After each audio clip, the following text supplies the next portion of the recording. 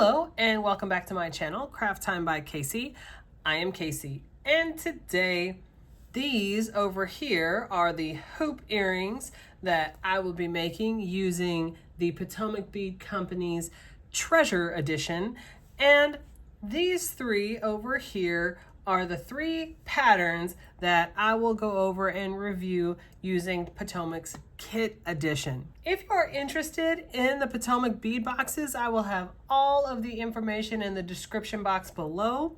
I highly encourage you to use my link and check them out. If you're interested in the Kit Edition or the Treasure Edition, or like me, you're interested in both, it will definitely be worth your time. Also, they have a wonderful website where you can get just about anything for the jewelry making hobby. So if you would like to see how these large hoop earrings came about, then stay tuned.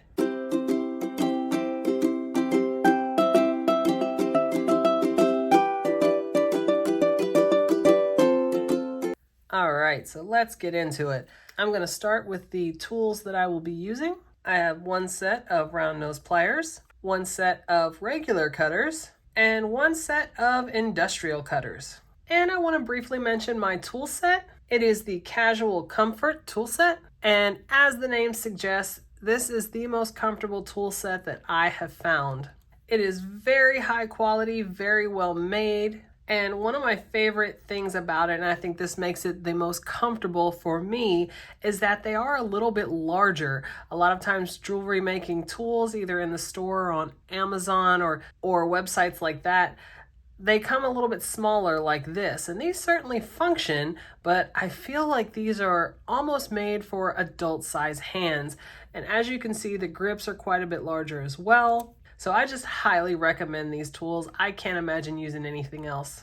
I will have these linked down below along with everything else I use in the video that did not come from the bead box. And another thing I will have linked down below is the opening video I did for the Potomac bead boxes, and that will have a detailed description of all of the beads that I used that came from the box. From my own stash, I'm going to be using these 4mm pearls.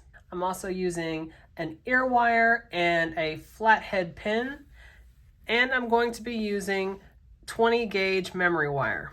And speaking of the memory wire, that is why I said a set of industrial cutters. If you use your regular jewelry making cutters on memory wire, it will absolutely damage your cutters. I strongly recommend having a set of industrial cutters if you use memory wire. So I am using a larger memory wire, as you can see. The diameter of this is right at 3 inches.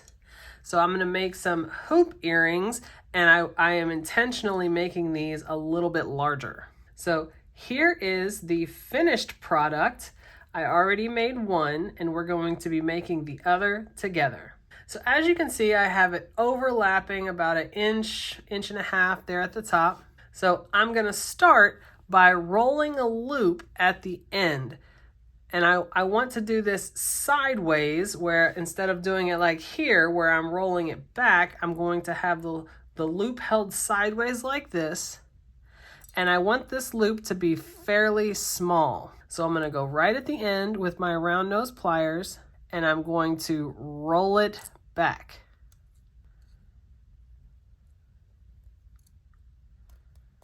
Just like this, keep rolling until the loop touches the original wire. Just like that. All right, so now we have a loop on the side. We don't want to put a loop on the other side yet because we want to put the beads on there. So for right now, we're going to keep it open and I'll show you the pattern. All right, so here is the simple pattern. We have 2 of the 4mm pearls surrounding this stone bead with a leaf bead. So we're going to do this simple pattern 3.5 more times. All right, so here is that pattern. And you see the 4 leaves with the stone bead and the pearls in between. So now we are going to close the top. So you want to have the open end go through that loop that you made on the other end. And this one here at the top, I'm going to make it just a little bit bigger. So I'm going to go back to the back side of the round nose pliers and make the loop the same way. Just roll it back.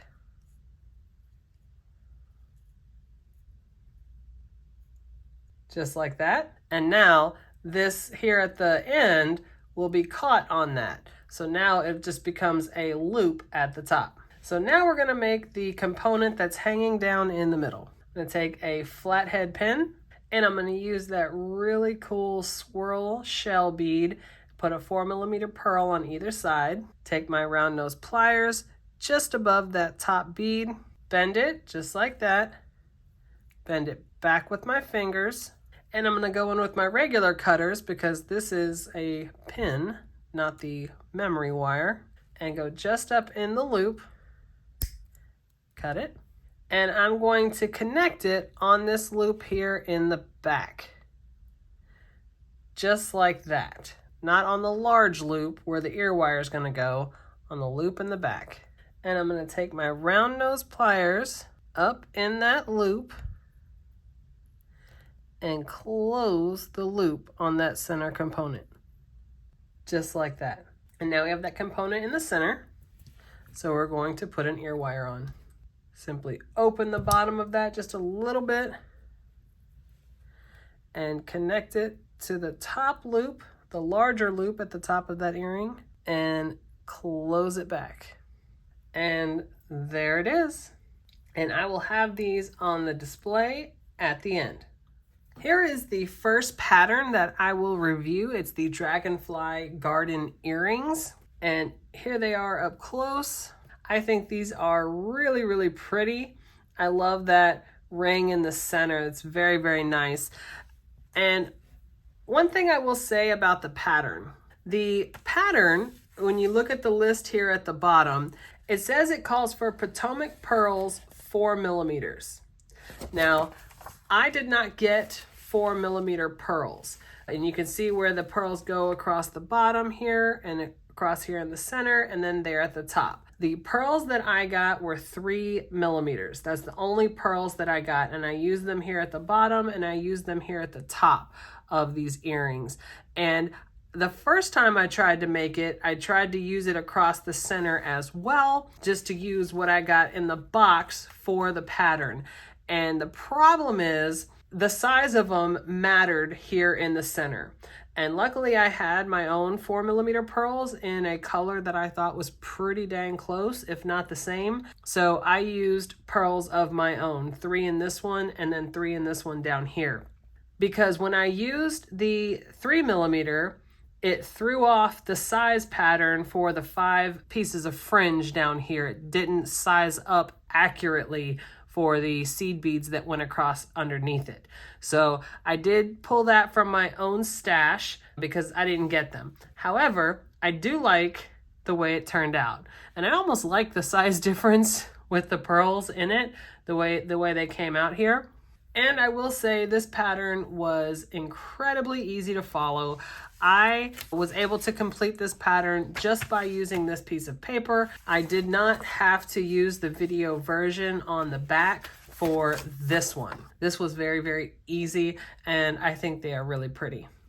And the second pattern that I made was this colorful bloom necklace. And a lot of the materials in this pattern were the same materials that were in the Dragonfly Garden earrings. But one of the big differences is in this pattern, it says Potomac pearls 3 or 4mm. So having 3mm pearls for this pattern didn't matter at all. So I was able to use almost all of the 3mm pearls that it came with, and the size didn't affect the actual pattern.